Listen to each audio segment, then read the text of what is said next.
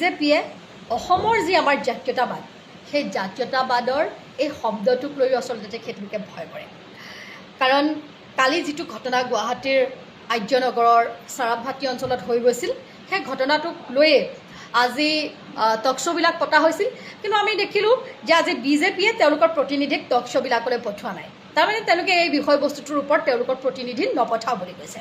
আজি যদি হিন্দু মুছলমানৰ বিষয় হ'লহেঁতেন তেওঁলোকৰ প্ৰতিনিধি কিন্তু উৰি উৰি টক শ্ব'লৈ আহিলেহেঁতেন আৰু তেওঁলোকে বহুত লম্ফজম্ফ কথা ক'লেহেঁতেন। কিন্তু এতিয়া আমি দেখিলোঁ যিহেতুকে ইয়াত অসমীয়াৰ অস্তিত্বৰ কথা আহি পৰিছে, অসমীয়াৰ সুৰক্ষাৰ কথা আহিছে, অসমতে থাকি বিহাৰী লোকসকলে যেতিয়া অসমীয়া গৌবেগ ধ্বনি দিব সেয়া আমি কালিৰ পৰা দেখি আছোঁ। কাৰণ যিমানবোৰ আমি ভিডিঅ' ফুটেজ দেখিছোঁ, ভিডিঅ' ফুটেজে মিছা কথা নকয়। আমাৰ অসমীয়া লোককেইজনক কেনেকৈ বগৰাই বগৰাই তেওঁলোকে মাৰিছে সেই কথাবোৰতো আমি দেখিছোঁ। কিন্তু অতি আচৰিত কথা, এজন মানে বিহাৰী ব্যক্তিৰ কিমান পাৱাৰ আপুনি চাওক যে মধ্য গুৱাহাটীৰ বিজেপি বিধায়ক বিজয় গুপ্তাই আজি কৈছে যে কোনো ধৰণৰ তাত মাৰপিট কৰা হোৱা নাই, কোনো লোককে প্ৰহাৰ কৰা হোৱা নাই, কোনো সাংবাদিককো প্ৰহাৰ কৰা হোৱা নাই। এতিয়া আমি কি বুজিম? কালিৰ পৰা যে আমি ইমানখিনি যে দেখিলোঁ, ইমান যে গোটেই সংবাদ মাধ্যমে যে প্ৰচাৰ কৰি থাকিলে, তাৰমানে এই সকলোবোৰ মিছা। আমি এতিয়া বিজয় গুপ্তাৰ কথাটো আমি সঁচা বুলি মানি চলিব লাগিব যে তাত কোনো ধৰণৰ প্ৰহাৰ হোৱা নাই আৰু কাকো প্ৰহাৰ কৰা হোৱা নাই। তাৰ এখন ছুইজাৰলেণ্ডত মানে চব ঠিক আছে আৰু কাৰো একো ঘটনা হোৱা নাই, এনেকুৱা ধৰণৰ কথা হ'ব পাৰে নেকি? বিজয় গুপ্তাই ইমান মিছা কথা ক'বলৈ সাহস ক'ত পালে? অসমীয়া লোকসকলক তাত বগৰাই বগৰাই পিতা হ'ল। তেওঁলোকৰ 100-150জন বিহাৰী মানুহে আহি কিহৰ মাটি, কিহৰ জাতি মাটি বুলি তেওঁলোকে প্ৰশ্ন কৰা আমি নিজে খুদ দেখিছোঁ ভিজুৱেলছবিলাকত। তাৰপিছত আজি বিজয় গুপ্তাই এনেকুৱা ধৰণৰ কথা কৈছে। বা আজি আমি দেখিছোঁ যে পুলিচ বিষয়া এজনেও তেওঁলোকে অলপ বেলেগ ধৰণেৰে কথা বতৰাবোৰ ক'বলৈ আৰম্ভ কৰিছে। আমি অনুৰোধ কৰিম তেওঁলোকক পুনৰবাৰ তেওঁলোকে তদন্ত কৰক। এটা কথা ঠিক, এই যে আজি যিটো বিষয় লৈ জিতেন্দ্ৰ চালৈ নামৰ যিজন ব্যক্তি, তেখেতে আমি দেখিছোঁ যে বিগত দিনকেইটাত তেখেতে ভাং আৰু ড্ৰাগছ এইবিলাক তেখেতলোকে ধৰিবলৈ গৈছে আৰু পুলিচৰ লগতো পুলিচেও তেখেতক কোঅপাৰেট কৰাও আমি দেখিছোঁ। কিন্তু তেনেস্থলত কালিৰ সেই ঘটনাটো লৈ এনেকুৱা কি হৈ গ'ল? যিয়েই নহওক ঘটনা, যে অসমীয়া গৌবেগ এই কথাটো কেৱল কালি নহয়, আগতেও কাৰ্বি আংলঙত কৈছে যে কাৰ্বি চাইনিজ গৌবেগ। তাৰমানে এয়া কি তেওঁলোকে এদেও দুদেও দুটা নিয়াৰ চেও নেকি? এই কথাবোৰ আমি চাব লাগিব। আৰু চৰকাৰখনৰ যদি সদিচ্ছা আছে তেতিয়াহ'লে সঁচাকেই তেওঁলোকে মদ, ভাং, ড্ৰাগছ তেওঁলোকে কিহৰ কাৰণে তেওঁলোকে মানে নিবাৰণ কৰিব পৰা নাই? এই কথাটোতো মানে বহুত চিন্তনীয় কথা। যি ধৰণেৰে ড্ৰাগছ সমগ্ৰ অসমত বিয়পাই তোলা হৈছে, যেনেকুৱা ধৰণেৰে আমাৰ যুৱ প্ৰজন্মক ধ্বংসৰ মুখলৈ ঠেলি দিয়া হৈছে, আজি অঞ্চলে অঞ্চলে ৰিহাব চেণ্টাৰ কিহৰ কাৰণে? ইয়াত কি চৰকাৰখনে একেবাৰে একো নাজানে? বিগত 10টা বছৰ এই চৰকাৰখনে শাসন কৰিছে আৰু এই 10টা বছৰতেই আমি দেখিছোঁ বেছিকৈ মদ আৰু ড্ৰাগছৰ প্ৰয়োভৰ হৈছে। খুব সুন্দৰভাৱে গৰুৰ চোৰাং কাৰবাৰত বা ড্ৰাগছৰ কাৰবাৰত হিন্দু আৰু মুছলমানে কিন্তু মিলি মিলি ব্যৱসায় কৰে। তেতিয়া তেওঁলোকে সেইবোৰ নেদেখে, কিন্তু বাকী সময়ত তেওঁলোকে ৰাজনীতিৰ তেওঁলোকে ভাত সিজাবৰ কাৰণে তেওঁলোকে খালি মুছলিম হিন্দু সেয়া কৰি থাকে। আজি বিজেপিৰ অসম ৰাজ্যিক সভাপতি দিলীপ শইকীয়াই যিটো কথা ক'লে, ঘৃণা উপজিছে তেখেতৰ প্ৰতি। তেখেতে কৈছে যে এনেকৈ বিহাৰী কৈ থাকিলে যে মিয়াসকলক লাই দিয়া হ'ব। এতিয়া মই দিলীপ শইকীয়া ডাঙৰীয়াক এটা প্ৰশ্ন সুধিব বিচাৰিছোঁ যে অসমত যি তেওঁলোকৰ NDA চৰকাৰ আছে, অসমত যি NDA চৰকাৰ চলি আছে, তেওঁলোকৰতো আপোনাৰ মিত্ৰজোঁট চলি আছে NDAৰ, সেই NDAৰ মিত্ৰজোঁটত এই যোৱা 26ৰ নিৰ্বাচনত তেওঁলোকে কিমানজন মুছলমান মিয়াক তেওঁলোকে প্ৰাৰ্থিত্ব প্ৰদান কৰিছিলে? তেওঁলোকে ক'ব পাৰিবনে নোৱাৰে? AGPৰ পৰা যি 16জন ব্যক্তিক প্ৰাৰ্থিত্ব প্ৰদান কৰা হৈছিল সেয়া মিয়া মুছলমান আছিলে নাই? তেওঁলোকে কওকচোন। তেওঁলোকে যে ৰাইজক বিভ্ৰান্ত কৰিব খোজে, এই বিজয় গুপ্তাই কাকো নাই মৰা নাই দেখা যেনেকৈ কৈছে, ঠিক তেনেদৰে দিলীপ শইকীয়াই ক'ব পাৰিব নেকি যে NDAৰ প্ৰাৰ্থী হিচাপে তেওঁলোকে এই 16জন মিয়া মুছলমানক তেওঁলোকে প্ৰাৰ্থিত্ব প্ৰদান কৰা নাছিল বুলি যোৱা 26ৰ নিৰ্বাচনত? তেওঁলোকে ক'ব পাৰিবনে যে তেওঁলোকে মুছলমান লোকসকলৰ কোনো ধৰণৰ ভোট নাই পোৱা বুলি তেওঁলোকে ক'ব পাৰিব? আজি সৰহসংখ্যক সংখ্যালঘু অঞ্চলত কিন্তু বিজেপিৰ পঞ্চায়ত চলি আছে, বিজেপিৰ জিলা পৰিষদ আছে, বিজেপিৰ আঞ্চলিক পঞ্চায়ত আছে, তেওঁলোকে নাই বুলি ক'ব পাৰিবনে? তেতিয়াহ'লে কাক তেওঁলোকে মূৰ্খ বনাব বিচাৰিছে? এই হিন্দুসকলক। আৰু তেওঁলোকে হিন্দু বুলি যি আমাৰ অসমীয়াত্বক তেওঁলোকে গুৰুত্ব প্ৰদান কৰিব খোজা নাই সেই কথাটো তেওঁলোকে মানি ল'ব পাৰে, কিন্তু আমি মানি ল'ব নোৱাৰোঁ। কাৰণ তেওঁলোকে যি ৰাম ঠগন দি আহিছে যোৱা 40টা বৰ্ষত অসম আন্দোলন কৰা যি অসম গণ পৰিষদ দলে বৰ্তমান বিজেপিৰ লগত যুক্ত হৈ তেওঁলোকে যি অসমীয়াক ৰাম ঠগন দিছে সেই কথা অসমীয়াই নাপাহৰে। 6 জনজাতিকৰণ নিদিলে, তেওঁলোকে 6 নং দফা ৰূপায়ণ নকৰিলে, বিপ্লৱ শৰ্মাৰ প্ৰতিবেদন আখৰে আখৰে ৰূপায়ণ কৰিম বুলি তেওঁলোকে আমাক ৰাম ঠগন দিলে। আৰু এই কথাবোৰ কি আমি পাহৰি যাম নেকি? আজিৰ তাৰিখত বিহাৰীয়ে কাৰ্বি আংলঙত গো বেগ দিছে, কাইলৈ ক'ৰবাত দিব। তেওঁলোকে সেই কথাবোৰ লুকুৱাই ৰাখি কেৱল মুছলমান হিন্দু বুলি কৈ আমাৰ গোটেই খিলঞ্জীয়া লোকসকলৰ মাটি বাৰী তেওঁলোকে কাঢ়ি পুঁজিপতিক দিয়াৰ যি পৰিকল্পনাক ৰচিছে সেই পৰিকল্পনাত আমি তেওঁলোকক সফল হ'বলৈ নিদিওঁ। আৰু ড্ৰাগছ, মদ, ভাং এইবিলাকৰ গোটেই কাৰবাৰ কিন্তু মই ভাবোঁ চৰকাৰখনৰ পৃষ্ঠপোষকতাতেই চলি আছে। কাৰণ চৰকাৰখনে শেষ কৰোঁ বুলি ক'লে 15-20 দিনত সমগ্ৰ ঘটনাৱলী শেষ কৰি দিব পাৰে, কাৰণ সকলো ইনফৰমেশ্যন তেওঁলোকৰ হাতত থাকে। আৰু থকাৰ পিছতো আজি যি ধৰণেৰে ৰাজ্যখনৰ যুৱ প্ৰজন্ম ড্ৰাগছৰ কবলত পৰিছে ই অতি চিন্তনীয়। গতিকে জিতেন্দ্ৰ চালৈ বাকী কথা আমাক দৰকাৰ নাই। এজন অসমীয়া হিচাপে তেওঁ মানে এই কথাখিনি অনুধাৱন কৰিছে, গতিকে তেওঁ তেজ উঠলি উঠিছে, তেওঁ কিবা এটা পদক্ষেপ লৈছে। আৰু সেই একেখিনি কথা সদায় আমাকো খুটিয়াই থাকে যে যিটো ধৰণেৰে ড্ৰাগছ, ভাং আমাৰ ইয়াত প্ৰচলিত হৈছে, যেনেকৈ আমাৰ যুৱ প্ৰজন্ম ক্ষতিগ্ৰস্ত হৈছে, আমিও চিন্তা কৰোঁ। গতিকে পুনৰবাৰ সকলোৱে কথাবোৰ ভাবি চাব। হিন্দু হিচাপে নহয়, অসমীয়া হিচাপে আমি সজাগ হোৱাৰ সময় আহি পৰিলে। গতিকে বিহাৰী য'তে নাথাকক, য'তে নাপাওঁ তেওঁলোকক কিন্তু ৰাম ধুলাই দিয়া হ'ব। প্ৰথম কথা, তেওঁলোকক ৰাম ধুলাই দিয়া হ'ব। গতিকে বিলাসীখানা অসম ৰৈ নাথাকে, ক্ষান্ত হৈ নাথাকে। গতিকে বিলাসীখানা অসম এতিয়াৰ পৰা জাগিছে আৰু জাগিব। আৰু গতিকে ইয়াত এই চৰাব ভাটিত বিহাৰী দপদপনি নচলিব। চৰাব ভাটি আমি লোকেল। সিহঁত ক'ৰ পৰা আহিছে? সিহঁতে লোকেল বুলি ক'বলৈ আহিছে। সিহঁতে বহিৰাগত আঁতৰৰ পৰা আহি, বিদেশৰ পৰা আহি ইয়াত সিহঁতে অসমীয়া গীত চলাবলৈ আহিছে, কাম কৰিবলৈ আহিছে। আমি মানা নকৰোঁ, কাম কৰি খাওক, একো ডাঙৰ কথা নাই। গতিকে ইয়াত বিহাৰী দপদপনি নচলিব। আমি আজিৰ পৰা সিহঁতক য'তে পাম ত'তে পিটিম, কিন্তু ৰাম ধুলাই দিম। বিহাৰী খেদা এটা অভিযান আপোনালোকে কৰিব নেকি? একদম এক নম্বৰ 100%। এতিয়া আজিৰ পৰা বিহাৰী খেদা এটা সময়ত কিন্তু আমি বিহাৰীক খুব এই মুহূৰ্তৰ পৰা। গতিকে আমি হিন্দু মুছলিম কৰোঁতে অনা অসমীয়া আহি আমাৰ অসমীয়া ল'ৰাক, অসমীয়া মানুহক 50 বছৰ উৰ্ধক মানুহজনক গোলাকৈ যোৱাকালি পিটিছে। গতিকে আমাৰ সহ্য নহয়। গতিকে বিহাৰী ইয়াৰ পৰা যাব লাগিব। আৰু আজিৰ পৰা অভিযান বিহাৰী পিটন। আপোনালোকে নিজাববীয়াকৈ অভিযান চলাব? আমি নিজাববীয়া ধৰণৰ হ'ব এইটো কেনেধৰণৰ হ'ব? আমাক গুপ্ত চৰ্চাই হ'ব। এইটো চিধা কথা আমাৰ। আমি পিটিম, আমি ধুলাই তামাম পিটিম, কিন্তু তামাম পিটিম। ৰাতিপুৱাৰ পৰা ধৰি ৰাতিপুৱালৈকে সিহঁতক ইয়াত চাম ক'ত পাওঁ, গম পাইছেনে? আৰু সিহঁতে কলৈকো যাব নোৱাৰে। চাৰিওদিশে আমাৰ বিলাসীখানা সৈনিক চাৰিওদিশে আছে। গতিকে ক'তো খাইব নোৱাৰে তেওঁলোকে।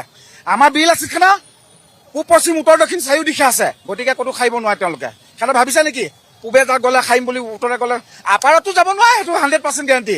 গতিকে আপাৰতো যোৱাটোতো সিহঁতৰ মৰণশীল। গতিকে আমি সিদ্ধান্ত লৈছোঁ আজিৰ পৰা বিহাৰী অভিযান, বিহাৰী পিটিম, খাটাং। দিনা নিশাই অভিযান চলিব, অভিযান চলাম, চাফা কৰিম, একদম 100% গেৰাণ্টি, চাফা কৰিম। সিহঁতৰ দপদপনি নচলিব। জয় আই অসম। ইয়াত গোটেই অসম জুৰি প্ৰতিবাদ হৈছে আৰু গুৱাহাটীলৈ ছাত্ৰ সমাজকে ধৰি মহিলাসকল, আইসকল সকলো ওলাই আহিছে যে এটাই কথা যে অসমত কিছুদিন পূৰ্বে কাৰ্বি আংলঙত এইসকল লোকে অসমীয়া গৌবেগ যে কাৰ্বি গৌবেগ দিছে। যোৱাকালি গুৱাহাটীৰ মাজমজিয়াত যে অসমৰ হাতবিন্দু বুলি কোৱা হয় সেই জেগাতে অসমীয়া গৌবেগ ধৱন দিছে। যে ইয়াত এটাই কাৰণ যে খিলঞ্জীয়া লোকক আক্ৰমণ কৰিব লাগে, কিয়নো অনা খিলঞ্জীয়া এজন বিধায়ক এই মধ্য গুৱাহাটীৰ পৰা বিজয় গুপ্তা চিলেকশ্যন হৈ গৈছে। যে বিজয় গুপ্তাৰ ছত্ৰছায়াত বিজয় গুপ্তা চমচা হোৱাৰ বাবে তেওঁ এইখিনি ক'বলৈ সাহায্য হৈছে। তেওঁলোক সাংবাদিকক পঢ়াত পুলিচৰ গাড়ী গাড়ীত খেদি পুলিচৰ আক্ৰমণ, সংগঠন নেতাৰ আক্ৰমণ, এইসকল সাহস ক'ত পাৰে? যদি আমি চাবলৈ যাওঁ, চেৰাপতিত যদি অবৈধভাৱে ইমান দিনৰ নাৰী দেশ ব্যৱসায়ী, ভাঙৰ ব্যৱসায়ী, গাঞ্জাৰ ব্যৱসায়ী, ড্ৰাগছৰ ব্যৱসায়ী, এইসকল লোকক এতিয়াও চৰকাৰে চিনাক্ত কৰিব পৰা নাছিলে। যে এই সমগ্ৰ ঘটনাটোৰ লগত যে ওপৰৰ কিছুমান অনা অসমীয়া লোকৰ জড়িত আছে নেকি? যে অসমত যদি দাদাগিৰি চলে অকল অসমীয়া দাদাগিৰি চলিব। আমি যেতিয়া নিজকে অসমীয়া বুলি ক'বলৈ গৌৰৱবোধ কৰোঁ, তেতিয়াতো সেই বিহাৰী বহিৰাগতকেইটা বিহাৰী বুলি কোৱা, বঙালী বুলি কোৱা, মাৰোৱাৰী বুলি কোৱা তেওঁলোকে সহ্য কৰিব নোৱাৰা কথাটো কি? যে অতি শীঘ্ৰে এইসকল লোকক পুলিচ প্ৰশাসনে ইনকাউণ্টাৰ কৰিব লাগে। যে এনেকুৱা এটা ঘটনা নজিৰবিহীন কৰিব লাগে যে অনাগত দিনত যদি কোনো লোকে অসমীয়া গৌবেগ দিয়ে, অসমীয়াক যদি মাৰপিট কৰিবলৈ সাহস কৰা বহিৰাগতে, যে তেওঁলোকে এশবাৰ বুকু কঁপিব লাগিব। আৰু লগতে ইয়াৰ পৰা মাননীয় মুখ্যমন্ত্ৰী মহোদয় আৰু বিধানসভাৰ অধ্যক্ষ মহোদয়ক আমি দাবী জনাম যে অতি শীঘ্ৰে যি বিধায়ক বিজয় গুপ্তা আছে তেওঁক বৰ্খাস্ত কৰিব লাগে, তেওঁক নিলম্বন কৰিব লাগে আৰু এই মধ্য গুৱাহাটী সমষ্টিত এজন খিলঞ্জীয়া লোকক বিধায়ক নিৰ্বাচন কৰিব লাগে। আৰু যদি এনেকে যদি বহিৰাগতক আমি বাৰে প্ৰতি বিধায়ক পাতি থাকোঁ, এনেকুৱা ৰাষ্ট্ৰীয় দলবিলাকে সুবিধা দি থাকে, সেইসকলৰ লগত আমি অসমীয়া খিলঞ্জীয়া বিৰোধী বুলি ক'বলৈ আমি বাধ্য হ'ম। আৰু এটা কথা, এই যিটো গোটেই ঘটনা, সেই ঘটনাটোৰ নেতৃত্ব দিয়া যিগৰাকী আলোক ত্ৰিপাঠী, সেই আলোক ত্ৰিপাঠী বিধায়ক বিজয় গুপ্তাৰ অতি ঘনিষ্ঠ সদৌ অসম কাবাডী সন্থাৰ সম্পাদক, য'ত স্পষ্টকৈ সেই ভিডিঅ'টোত প্ৰকাশ হৈছে যে সেই আলোক ত্ৰিপাঠীয়ে এক প্ৰকাৰ মাৰিবলৈ উদ্যত হৈছিলে, আলোক ত্ৰিপাঠীৰ নেতৃত্বতে এই গোটেই ঘটনাটো হৈছিলে। কি ক'ব? চাওক, এই যে যিজন ব্যক্তিৰ কথা ক'লে তেওঁ বিজয় গুপ্তা অতি ঘনিষ্ঠ, আৰু বিজয় গুপ্তা যেতিয়াই নিৰ্বাচন হ'ল বিধায়ক হিচাপে তেওঁ তেতিয়া মূৰত ধৰি খিলঞ্জীয়া মূৰত ধৰি নাচিবলৈ চেষ্টা কৰিছে, কিন্তু সেইটো আমি হ'বলৈ নিদিম। যে 2-4জন খিলঞ্জীয়াৰ পৰা আক্ৰমণ কৰিছে, তেওঁ বাচি গৈছে, কিন্তু এতিয়া ক'ত পলাই গ'ল? যে ত্ৰিপাঠীক বিজয় গুপ্তাই ৰক্ষণাবেক্ষণ দি তেওঁ খেদি পঠাইছে নেকি? যে এই বিজয় যিটো ত্ৰিপাঠী তেওঁৰ নেতৃত্বে ইয়াত বিভিন্ন ধৰণৰ অসামাজিক কাম লিপ্ত হৈ আছে। যে মাননীয় মুখ্যমন্ত্ৰী মহোদয়ে শপত গ্ৰহণ কৰিয়ে কৈছিলে যে আমি উচ্ছেদ চলাম, সেই চৰকাৰে উচ্ছেদ চলাব, অকল মিয়াক হৈ উচ্ছেদ চলালে নহ'ব। এনেদৰে অনা খিলঞ্জীয়া লোকে যিসকলে অসমীয়াক আক্ৰমণ কৰিছে, অসমৰ সাংবাদিকক আক্ৰমণ কৰিছে, অসম পুলিচৰ গাত হাত দিছে, অসম পুলিচৰ গাড়ী ভাঙিছে, সংগঠন নেতাক আক্ৰমণ কৰিব গৈছে, এই অবৈধ কাৰ্যকলাপ চাই থকা ডাকচৰ হওক, নাৰী ভাঙৰ হওক, এই চেৰাপতি কেতিয়া উচ্ছেদ চলিব? এই চেৰাপতি নহয়, আৰ্যনগৰ প্ৰশাসনে উচ্ছেদ চলাই নিকা কৰিব লাগিব, আৰু ইয়াত 100% খিলঞ্জীয়া প্ৰভুত্ব থাকিব লাগিব। নহ'লে অনাথা আমি ইয়াত জংগী আন্দোলন কৰিবলৈ আৰু অসম জুৰি কাৰ্যসূচী কৰিবলৈ আমি বাধ্য হ'ম। বিহাৰী হুঁচিয়াৰ খিলঞ্জীয়া ঐক্য জিন্দাবাদ, খিলঞ্জীয়া ঐক্য জিন্দাবাদ,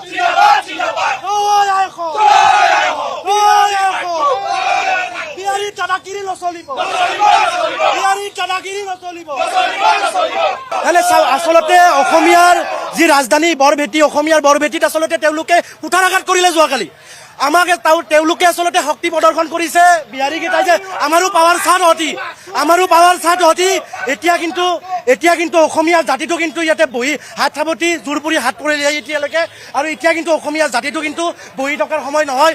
স্বতঃস্ফূৰ্তভাৱে অসমীয়া ৰাইজ আজি এই বিহাৰী বহিৰাগতৰ বিৰুদ্ধে আপোনালোকে ওলাই আহক, আৰু অসমীয়া জাতিটোৰ যি আমি 17বাৰকৈ মোগলক পৰাস্ত কৰা জাতি, আপোনালোকে সূৰ্য বীৰ্যৰ যি আমাৰ প্ৰতীক আছে, এই প্ৰতীকসমূহ আমাক দেখাই দিয়ক অসমীয়া ৰাইজে, যে বিহাৰীৰ তলত বহতীয়া হৈ পেলাই এই 2026 চনত আমি যে বিহাৰী বা কোনো বহিৰাগতত যে আমি বহতীয়া হৈ পেলাই আমি নাথাকোঁ। অসমীয়া জাতিটো যে আমি যে খিলঞ্জীয়া ঐক্যবদ্ধভাৱে সদায় অসমত এই বড় অসমখনত আমি বসবাস কৰি আছোঁ, এইবিলাক আপোনালোকে দেখাই দিয়ক।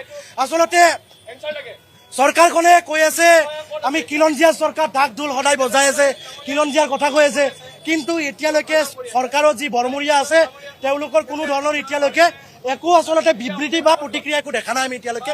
মৌন কিয়? আপোনালোকে এটা বিশেষ সম্প্ৰদায়ে যেতিয়া কিবা ক'লে আপোনালোকে মাত দিয়ে, কিন্তু যোৱাকালি গুৰুলকৈ অসমৰ মাজমজিয়াত যি গুৱাহাটী আমাৰ ৰাজধানীত পিটিলে অসমীয়া মানুহ, আপোনালোকৰ কিন্তু এতিয়ালৈকে কোনো ধৰণৰ একো প্ৰতিক্ৰিয়া নাই। তাৰে কাৰণে আমি আপোনালোকক 24 ঘণ্টা সময়সীমা বান্ধি দিছোঁ, কিন্তু 24 ঘণ্টাৰ ভিতৰত যদি এইবিলাক যদি বহিৰাগত মানুহক যদি আপোনালোকে যদি এৰেষ্ট নকৰে, তেতিয়া কিন্তু অসম কিন্তু স্তব্ধ হ'ব। গুৱাহাটী কিন্তু গণতান্ত্ৰিকভাৱে আমি গুৱাহাটীত প্ৰতিবাদ কৰিবলৈ বাধ্য হ'ম, একদম স্পষ্ট হ'ব, কিয়নো আপোনালোকৰ মাধ্যমেদি। অনাগত দিনত বহুত ভয়ানক হ'ব গুৱাহাটীত, কাৰণ চাওক বিহাৰীয়ে উৎপাত বহুত বাঢ়িছে, অলপ নহয় বহুত বাঢ়িছে। ক'ত সাহস পালে আমাৰ অসমীয়াৰ হাত তুলিবলৈ? ক'ত সাহস পালে? আমাক ইয়াৰে এনচাৰ লাগে। অসম চৰকাৰে অসমীয়াৰ কি একো সাহস নিদিলে নেকি? অসমীয়াৰ কোনো একো সাহস নাই নেকি? ক'ত গ'ল অসম চৰকাৰ? এতিয়া ওলাই আহিব লাগে এতিয়া অসমীয়াই, আৰু আমাক ক্ষমা খুজিব লাগে বিহাৰী যোনকেইটাই কৈছিলে অসমীয়া গভেট বুলি। হয়, যোৱাকালি যিটো ঘটনা ঘটিল আমাৰ অসমীয়াখিনিৰ কাৰণে বহুত বেছি লজ্জাজনক, কাৰণ কিয় গুৱাহাটীতে যদি আমি ছেফ নহয় তেতিয়াহ'লে আমি ক'ত ছেফ? গুৱাহাটীত আমি ইমান অসমীয়া মানুহ আছোঁ, ইমান প্ৰশাসন আছে, যদি আমি ইয়াতে ছেফ নহয়। আৰু মই ওলাই অহা কাৰণটো এইখিনি সদায় মই ফেচ কৰোঁ, কাৰণ মোৰ এখন ফুড ষ্টল আছে, মোৰ সন্মুখতো সদায় গাঁজা মদ খাই সদায় অত্যাচাৰ, আৰু মই যেতিয়াই বাধা কৰোঁ মোৰ দোকান ভাঙি পৰ্যন্ত দিছিলে, এবাৰ উঠাই দিছিলে দোকান বিহাৰী কেইটামানে, গুণ্ডাগিৰি কেইটামানে, আৰু মই যেতিয়াই প্ৰটেষ্ট কৰোঁ তেতিয়াই মোক সদায় দম দিয়ে। সদায় এডল বিহাৰী জানো ক'ৰ পৰা ওলাই আহে সদায় অশ্লীল মাত ভাষা ব্যৱহাৰ, সিহঁতৰ মদৰ উৎপাত। আৰু যোৱাকালি ঘটনাটো ঘটিয়ে গ'ল, মোৰ গাত হাত দিব পৰা নাছিলে নৱেম্বৰৰ পৰা, কিন্তু যোৱাকালি এইখিনি জাগাত আমাৰ অসমীয়া মানুহৰ গাত হাত দি সিহঁতে দেখুৱালে সিহঁতৰ দাদাগিৰি। আৰু মোৰ অনুৰোধ বিজয় গুপ্তাক, তেওঁ MLA হৈ আজি মনে মনে বহি আছে, আজি এইকেইটা কিয় আহিব পৰা নাই? তেওঁ যোৱাকালি ঘটনাটো নিশ্চয় নিউজত দেখিছে, তেওঁ এতিয়ালৈকে আহি কিয় পোৱা নাই। আৰু প্ৰশাসনৰ ওপৰত এই এটা ডাঙৰ প্ৰশ্ন যে তেওঁলোকে প্ৰত্যেকটো বছৰ ভিডিঅ' ফুটেজ যদি আমি পাইছোঁ, আমি চিনি পাইছোঁ কৰ ল'ৰাকেইটা, তেওঁলোকে এতিয়ালৈকে ধৰিব কিয় পৰা নাই। আমাৰ এটাই খালি দাবী, যিকেইটাই আমাৰ অসমীয়া ডেকাৰ গাত সাংবাদিক ভাই ককাৰ গাত হাত তুলিছে, তেওঁলোকৰ সকলোৰে ভিডিঅ' ফুটেজ আছে, প্ৰশাসনে তেওঁলোকক সোনকালে ধৰক, আটক কৰক আৰু তেওঁলোকে আমাৰ আগত ক্ষমা বিচাৰিব লাগিব। বাছ এইটোৱে। নিশ্চিতভাৱে আমি এই মুহূৰ্তত সেই কথাটোৱে কৈছোঁ। এনেধৰণৰ জাতি মাটি ভেটিৰ কথা কোৱা চৰকাৰৰ দিনত আমি দুখ পাইছোঁ। জাতি মাটি ভেটিৰ কথা কোৱা চৰকাৰৰ দিনত অসমীয়াই চেণ্ট্ৰেল গুৱাহাটীৰ নিচিনা গুৱাহাটীৰ মাজমজিয়াত মাৰ খাবলগীয়া হৈছে। এইটো দুৰ্ভাগ্যজনক। আৰু গণতন্ত্ৰৰ চতুৰ্থ স্তম্ভ যি সাংবাদিক বন্ধুক কালি আক্ৰমণ কৰি মূৰ ফাটাই দিয়া হৈছে, আমি সংবাদ মাধ্যম যোগেৰে দেখা পাইছোঁ, সেয়াও দুৰ্ভাগ্যজনক। কিন্তু যদি অসমীয়া মানুহৰ যে আজি এই দুৰৱস্থা, সেয়া সত্য। আৰু আমি দাবী জনাইছোঁ আপোনালোকৰ মাধ্যমেৰে যে দোষীক এৰেষ্ট কৰক। আৰু আপোনালোকে দেখা পাইছে যে কি ধৰণে এওঁলোকে অসমীয়া জাতি আজি 40টা বছৰ ধৰি ৰাজপথত যুঁজিছে। প্ৰত্যেকবাৰে আজি ইয়াৰ পৰা মাৰ খায়, তাৰ পৰা মাৰ খায়, আমি মাৰ খাই কেতিয়ালৈকে জীয়াই থাকিম। এটা কথা সকীয়াই দিছোঁ, আছে হেংদাং লোৱা নাই, ল'লে হেংদাং কিন্তু ৰক্ষা নাই। বিহাৰীয়ে ননচেন্স বুলি ক'ব পৰা হ'ল। আজি বিহাৰীয়ে অসমত আহি অসমীয়া গৌবেগ ধ্বনি দিব পৰা হ'ল। আপোনালোকে সেই কথাটো বিবেচনা কৰি চাওক। এই জয় শ্ৰীৰাম কৰি থাকোঁতে আজি অসমীয়াৰ নিজৰ অস্তিত্ব বিপন্ন যে হৈছে, সেই কথাবিলাক আমি পাহৰি গ'লে নহ'ব। আপোনালোকে নিশ্চয় এটা কথা লক্ষ্য কৰি আছে যে আজি কেইদিনমানৰ আগত কাৰ্বি আংলঙত কাৰ্বি গৌবেগ ধ্বনি দিলে, আৰু যোৱাকালি আপোনালোকে নিশ্চয় দেখা পালে গুৱাহাটীৰ মাজমজিয়াত আৰ্যনগৰত অসমীয়া গৌবেগ ধ্বনি বহিৰাগত বিহাৰীয়ে দিব পৰা হ'ল। মানে এই যে অসমীয়াক আজি চেলেঞ্জ কৰিব পৰা হ'ল বিহাৰীয়ে, ইয়াৰ আঁৰত আচলতে কোন আছে, কাৰ পৃষ্ঠপোষকতাত বিহাৰীৰ দপদপনি অসমত চলিছে, সেই কথাটো আপোনালোকে বিবেচনা কৰি চাওক। এই বিজেপি চৰকাৰ শাসনলৈ অহাৰ পাছত আপোনালোকে নিশ্চয় লক্ষ্য কৰিছে কেনেকুৱা ধৰণে আচলতে বহিৰাগত মানুহে অসমত দপদপনি চলাইছে, সেই কথাটো আপোনালোকে নিশ্চয় লক্ষ্য কৰিছে। আজি কেইদিনমানৰ আগত আমি পল্টন বজাৰত দেখিলো, তাতো অসমীয়া মানুহক আচলতে তেওঁলোকে হাৰাশাস্তি কৰিছে। সিদিনা ফেঞ্চি বজাৰত আপোনালোকে নিশ্চয় লক্ষ্য কৰিছে এগৰাকী যুৱতী মহিলাক কেনেকে আচলতে বহিৰাগতই কেনেকৈ অপদস্থ কৰিছে, আপোনালোকে নিশ্চয় দেখা পাইছে। মানে এই বিজেপি চৰকাৰৰ দিনত কোনো কাৰণতে অসমৰ খিলঞ্জীয়া মানুহ যে নিৰাপত্তা নহয়, সেই কথাটো আপোনালোকে নিশ্চয় লক্ষ্য কৰিছে। মানে তেওঁলোকৰ দপদপনি বিজেপিৰ পৃষ্ঠপোষকতাত যে বাঢ়িছে, সেই কথাটো আপোনালোকে ভালকে ভাবি চাওক। আগতে সেই কাৰবাৰ আমি দেখা পোৱা কেতিয়াও নাছিলো। আগতে বহিৰাগত মানুহে অসমীয়া মানুহৰ ওপৰত হাত তোলা আমি দেখাই পোৱা নাছিলো। আচলতে আমি প্ৰথমবাৰৰ কাৰণে দেখিলো যেতিয়া বিজেপি চৰকাৰ 2016 চনত শাসনলৈ আহিলে, তেতিয়া চিলাপথাৰত সুবোধ বিশ্বাসৰ নেতৃত্বত আচলতে লংকাকাণ্ড সংঘটিত কৰা হৈছিলে। তাত আছুৰ কাৰ্যালয় লণ্ডভণ্ড কৰি দিয়া হৈছিলে। তাত আমাৰ স্বনামধন্য ভূপেন হাজৰিকা, জ্যোতিপ্ৰসাদ আগৰৱালা, বিষ্ণু ৰাভাৰ ফটো ফালি চিৰি আচলতে তেওঁলোকে কেনেকুৱা এটা পৰিস্থিতিৰ সৃষ্টি কৰিছিলে, আপোনালোকে নিশ্চয় মনত ৰাখিছে। মানে এই বিজেপি চৰকাৰ মানে বহিৰাগতৰ চৰকাৰ, সেইটোহে মই বুজি পাইছো। আমি দেখি আছো সেই ঘটনাবিলাক যে বিজেপিৰ দিনত এই বহিৰাগত বিলাকে নিজকে আচলতে মালিক বুলি বিবেচনা কৰে, আৰু আমাৰ অসমীয়া খিলঞ্জীয়া মানুহক তেওঁলোকে লেবাৰ, আচলতে আমাৰ মানুহবিলাকক তেওঁলোকে মানে লেবাৰ হিচাপে তেওঁলোকে গণ্য কৰে। আমাৰ মানুহক কোনো ধৰণৰ দৰত এই মানুহবিলাকে নকৰে, কোনো ধৰণৰ দায়বদ্ধতা যে অসমৰ খিলঞ্জীয়া মানুহক যি ধৰণৰ ৰেচপেক্ট তেওঁলোকে দিব লাগে, যি ধৰণৰ সন্মান তেওঁলোকে দিব লাগে, সেই সন্মান কেতিয়াও বিহাৰীয়ে নিদিয়ে। কালি হোৱাট ননচেন্স বুলি কৈ দিছে আমাৰ এই হালৈ উপাধিৰ মানুহজনক। বিহাৰীয়ে ননচেন্স বুলি ক'ব পৰা হ'ল। আজি বিহাৰীয়ে অসমত আহি অসমীয়া গৌবেগ ধ্বনি দিব পৰা হ'ল। আপোনালোকে সেই কথাটো বিবেচনা কৰি চাওক। এই জয় শ্ৰীৰাম কৰি থাকোঁতে আজি অসমীয়াৰ নিজৰ অস্তিত্ব বিপন্ন যে হৈছে, সেই কথাবিলাক আমি পাহৰি গ'লে নহ'ব। ভূপেন দাই যে কৈ থৈ গ'ল, আমি অসমীয়াই নিজক নিচিনিলে অসম ৰখাতলে যে যাব, সেই প্ৰসংগবিলাক, সেই কথা বতৰাবিলাক আজি বাস্তৱ ক্ষেত্ৰত আমি সন্মুখত দেখিবলৈ পাইছো। গতিকে আমি এতিয়া এই যে ভাৰত মাতা কি জয় বুলি যে আমি এই বিজেপিয়ে যে শ্লোগান আওৰাই থাকিবলৈ যে দিয়ে আমাক, ভাৰত মাতা কি জয়, বন্দে মাতৰম, জয় শ্ৰীৰাম কৰি আমি হিন্দু হবলৈ গৈ এতিয়া আমি অসমীয়া বিলাকে আচলতে মাৰ খাবলগীয়া হৈছে। সেইটোৱে হৈছে এতিয়া হিন্দু বুলি কৈ এতিয়া আমাৰ অসমীয়া মানুহক তেওঁলোকে মাৰপিট কৰিবলৈ আজি প্ৰতিটো মুহূৰ্তত আপোনাৰ কোনো ধৰণৰ কুণ্ঠাবোধ কৰা নাই, কোনো কেৰেপে কৰা নাই। আপোনালোকে নিশ্চয় লক্ষ্য কৰিছে। গতিকে এই মুহূৰ্তত অসমীয়া মানুহে এটা কথা আচলতে সকীয়াই দিব লাগে যে বিজেপি চৰকাৰ সকীয়াব লাগে। এইকেইটা এই বিজেপি মানুহবিলাকে এতিয়া নতুনকে আচলতে নীতি শিক্ষা দিবলৈ আহে যে কোনোবা মানুহৰ বেলেগ কোনো পৰিকল্পনা কেৱল বিজেপিৰ আছে। তেওঁলোকৰ ছত্ৰছায়াত তেওঁলোক যে আপোনাৰ এই বিহাৰী মাৰোৱাৰী যিবিলাক বহিৰাগত, যিবিলাকে অসমীয়া হ'ব পৰা নাই অসমত থাকি, সেই মানুহবিলাকৰ বেকগ্ৰাউণ্ডত এই বিজেপিৰ মানুহবিলাক থকাৰ কাৰণে তেওঁলোকে দপদপাই আছে অসমত। এই বিজেপি চৰকাৰখনৰ কাৰণেই যে আমাৰ অসমৰ খিলঞ্জীয়া মানুহবিলাকে এতিয়া মাৰ খাবলগীয়া হৈছে প্ৰতিটো মুহূৰ্তত, সেই কথাটো আপোনালোকে বিবেচনা কৰি চাব। বিজেপি মানে মই সেই কথাটোৱে বুজি পাওঁ যে বহিৰাগতৰ চৰকাৰ এখন, আচলতে বহিৰাগতৰ চৰকাৰ। এতিয়া সেই গুপ্তা উপাধিৰ মানুহ এজনকতো আপোনাৰ গুৱাহাটীৰ মাজমজিয়াত বিধায়ক বনাই পেলালে। আজি হাৰিয়ানাৰ পৰা মানুহ আহি ইয়াত অসমততো কেবিনেট মন্ত্ৰী হৈ যায়। আজি অসমৰ ভৱিষ্যত নিয়ন্তা আজি অশোক সিংঘাল সমষ্টি ডিলিমিটেশ্যন কৰাৰ তেওঁৰ ওচৰত পাৱাৰ থাকে অসমৰ খিলঞ্জীয়া মানুহৰ হাততো সেই ক্ষমতাটো নাথাকে আজি অসমৰ কোনোবা শৰ্মা দাস গগৈ কোনোবা এজন বিহাৰত আপোনাৰ কেবিনেট মন্ত্ৰী হৈ তাত ডিলিমিটেশ্যন কিবা কৰি আছেগে নেকি সমষ্টি পুনৰ নিৰ্ধাৰণ বিহাৰত কৰিব পাৰিছেনে আজি আপোনালোকে দেখিব গুৱাহাটীত চাব গুৱাহাটীৰ মূল যিবিলাক চেণ্টাৰ সেই চেণ্টাৰবিলাক আজি বহিৰাগত মানুহৰ কবলত গুচি গ'ল তেওঁলোকৰ আণ্ডাৰত গুচি গ'ল এতিয়া অসমৰ নিজৰ আচলতে নিজৰ বুলিবলৈ একো নাইকিয়া হৈছে মেইন জেগাবিলাকত এতিয়া আচলতে এই বহিৰাগতই কব্জাই কৰি পেলাইছে গতিকে ইয়াৰ পৃষ্ঠপোষকতা বিজেপি চৰকাৰখনে কৰিছে গতিকে আমি অসমবাসীৰ ৰাইজে যদি সাৱধান নহওঁ তেনেহলে অনাগত ভৱিষ্যত সময়ত ইয়াতকৈ এটা ভয়াৱহ পৰিস্থিতি যে আহিব সেই কথাটো স্পষ্ট বাহ জাতি মাটি আৰু ভেটিৰ চৰকাৰ আপোনালোকৰ দিনত অসমীয়া গো বেক অসমত এইখন অসমতে অসমীয়া জাতিটোৱে শুনিবলৈ পালে আৰু এইবাৰ অকল অসমীয়া গো বেকেই নহয় গুৱাহাটীত অসমীয়া মানুহক বিহাৰীয়ে গুৰলা গুৰলকৈ পিটিলে এই জিতেন্দ্ৰ হালৈ বোলা যিগৰাকী সমাজকৰ্মীয়ে বিভিন্ন সময়ত অসামাজিক কাম কাজ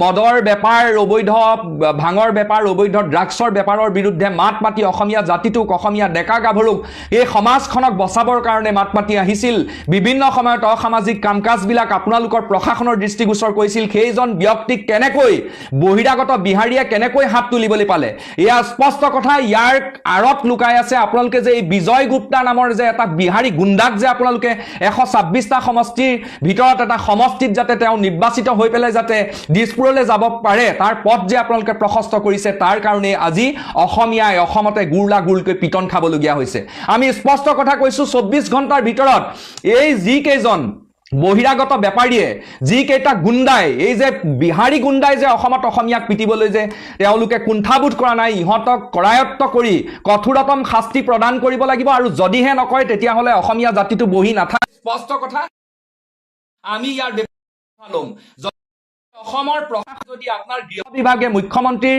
নেতৃত্বত থকা পুলিচ বিভাগে যদি ইয়াৰ দায়িত্ব ল'ব নোৱাৰে তেতিয়াহ'লে অসমৰ হেজাৰ বিজাৰ মানুহ ওলাই আহিব গুৱাহাটীত ওলাই আহিব গুৱাহাটী আমি অৱৰোধ কৰিম গুৱাহাটী অচল কৰি দিম আৰু গুৱাহাটীত আমি আপোনালোকে যি গুণ্ডা সৃষ্টি কৰি পেলাই আপোনালোকে ভাবিছে যে বহিৰাগতক আপোনালোকে বিগ হ্যান্ড দি পেলাই গুৱাহাটীত অসমীয়া মানুহক ৰাজনৈতিকভাৱে বঞ্চিত কৰা নহয় আপোনালোকে গুৱাহাটীত অসমীয়া মানুহক এনেকৈ লঞ্চিত বঞ্চিত কৰিব এই কথা কোনো কাৰণত অসমীয়া জাতিয়ে মানি নলয় আৰু কেতিয়াও মানি স্পষ্ট জাতি মাটি ভেটি যোগান দিয়া চৰকাৰ 24 ঘণ্টাৰ ভিতৰত প্ৰত্যুত্তৰ দিব লাগিব অন্যথা ইয়াৰ বিৰুদ্ধে অসমত কিন্তু হেজাৰ বিজাৰ অসমীয়া মানুহ ওলাই আহিব কাৰবাৰ যদি সঁচাকৈয়ে অসমীয়াৰ তেজ এটুপাও আছে হিমন্ত বিশ্ব শৰ্মাৰ গাত যদি এটুপাও যদি কিবা কাৰণত অসমীয়া তেজ আছে তেতিয়াহ'লে সেই তেজৰ পৰিচয় আপোনালোকে দিয়ক সি লাজ লগা নাই আপোনালোকৰ এইখন অসমত অসমীয়া মানুহৰ বিৰুদ্ধে অসমীয়া গোবেক দিয়ে এইখন অসমত সিদিনাখন আপোনাৰ খেৰনিত দিছিলে তাৰ পাছত আজি গুৱাহাটী অসমীয়া গোবেক দিলে আৰু অকল গোবেক দিয়ে হয় গুৱাহাটীত তেওঁলোকে জিতেন্দ্ৰ খালৈ নামৰ এই সমাজকৰ্মীজনক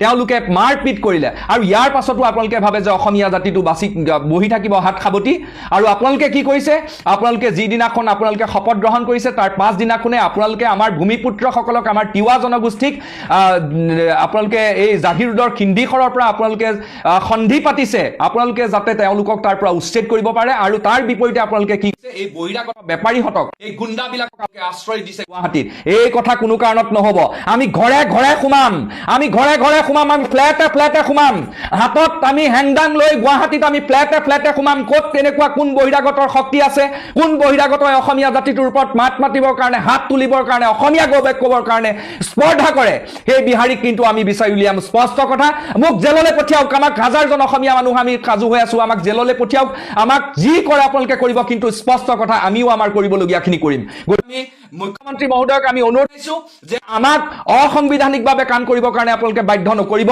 আমি গণতন্ত্ৰৰ গণ্ডিত থাকি পেলাই সেই কাৰণে কৈছো যে 24 ঘণ্টা সময় দিছো 24 ঘণ্টা সময়ৰ ভিতৰত এই আঠুকাহি গুৱাহাটীত কাণত ধৰি আঠুকাহি ইহঁতে আমাক ক্ষমা খুজিব লাগিব কাণত ধৰি আঠুকাহি খোজকাহি এই জিতেন্দ্ৰ খালৈ সকলোৰে হেজাৰ হেজাৰ অসমীয়া যুৱকৰ সন্মুখত এই যিকেইটা গুণ্ডাই যিকেইটা বহিৰাগতই তেওঁৰ গাত হাত তুলিছে সিহঁতে কিন্তু ক্ষমা খুজিব লাগিব অসমীয়া মানুহক বিহাৰীয়ে অসমৰ ৰাজধানী চহৰৰ মাজমজিয়াত গুৰুলা গুৰুলকৈ প্ৰহাৰ কৰিব আৰু চৰকাৰে যদি ভাবি থাকে যে অসমীয়া মানুহৰ ধৈৰ্যৰ বান্ধ কোনোদিন নিছিঙিব এইটো ভুল কথা এমাহ পাৰ হোৱা নাই 102খন আসন দি NDA শাসনলৈ আনিছে হিমন্ত বিশ্ব শৰ্মাই উত্তৰ দিয়া উচিত যে 102খন আসন কি বিহাৰীৰ ওচৰত পিঠি পাতি দিবৰ কাৰণে অসমীয়া মানুহে দিছিল নেকি এই সমষ্টিটোৰ যিগৰাকী বিধায়ক বিজয় গুপ্তা তেখেতে নিৰ্বাচনৰ আগত খুব মানুহৰ আগত কৈ আছিল তেওঁ খিলাঞ্জিয়া তেওঁ অসমীয়া তেওঁ কিমান খিলাঞ্জিয়া এটা প্ৰমাণ কৰাৰ সময় কালি সেই ঘটনাটোত তেওঁ উদ্বিগ্নতা প্ৰকাশ কৰা এই মুহূৰ্তলৈকে দেখা নাই এটা সামাজিক মাধ্যমত তেওঁৰ পোষ্ট দেখা নাই অসমীয়া মানুহে যদি বিহাৰীক গুৰুলাগুৰুলকৈ প্ৰহাৰ কৰিলেহেঁতেন তেতিয়া আইন আদালতৰ দোহাই দি মুখ্যমন্ত্ৰীগৰাকী জঁপিয়াই পৰিলহেঁতেন তেওঁলোকক ডিফেণ্ড দিবৰ কাৰণে, প্ৰতিৰক্ষাৰ ব্যৱস্থা কৰিবৰ কাৰণে।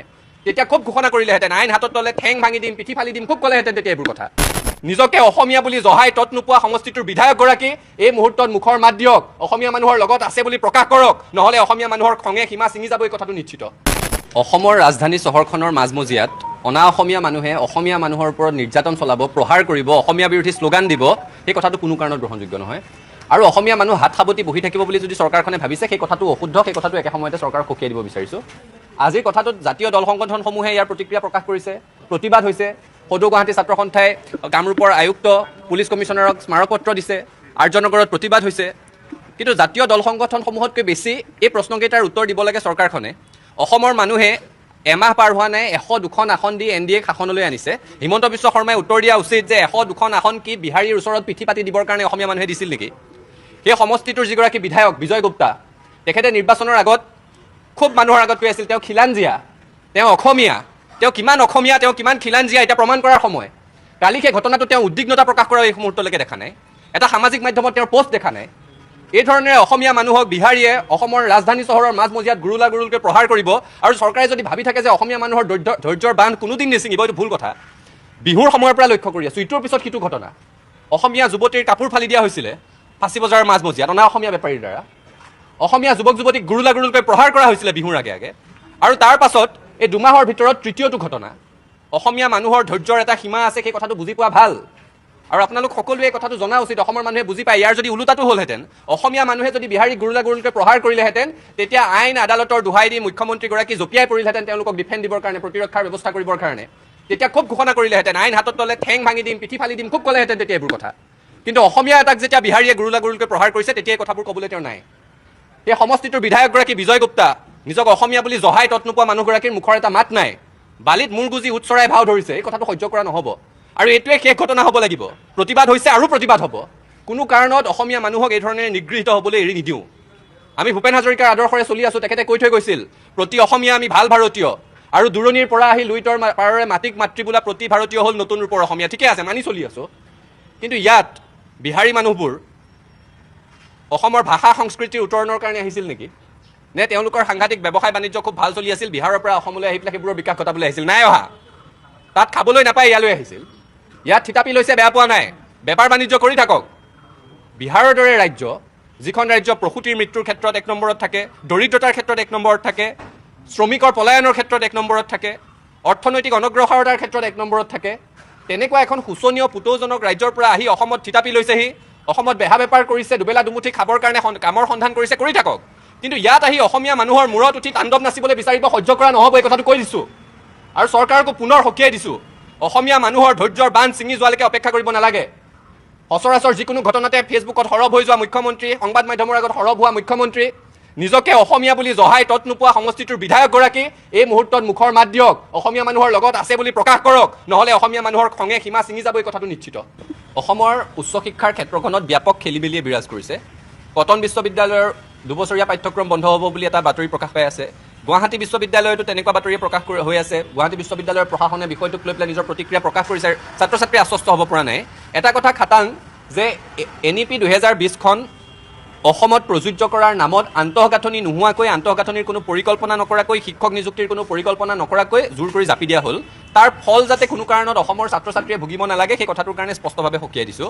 অসমৰ ছাত্ৰ ছাত্ৰীয়ে অসমত অধ্যয়ন কৰাৰ সুযোগ পাব লাগিব। 4 বছৰীয়া পাঠ্যক্ৰমত নামভৰ্তি কৰাসকলে 4 বছৰ সেই মহাবিদ্যালয়খনত পঢ়াৰ সুযোগ পাব লাগিব।